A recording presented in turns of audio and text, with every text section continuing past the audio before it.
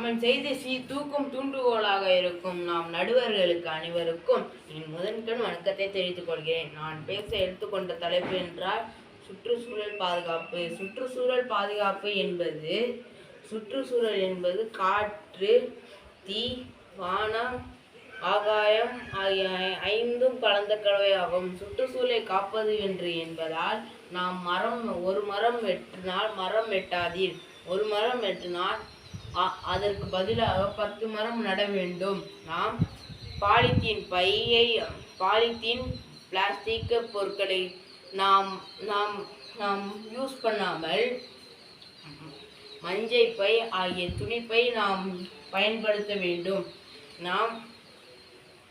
நாம் அதிகமாக விவசாயம் செய்ய வேண்டும்.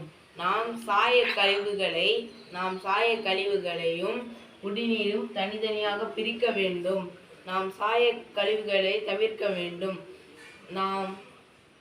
நாம் பழைய பாலித்தீன் குப்பைகளையே நாம் எரிக்காமல் அவ்விதனையை எடுத்துக்கொண்டு தனியாக ஒரு எல்லையிடம் குமித்து வைக்க வேண்டும், ரீசைக்கிள் செய்ய வேண்டும்.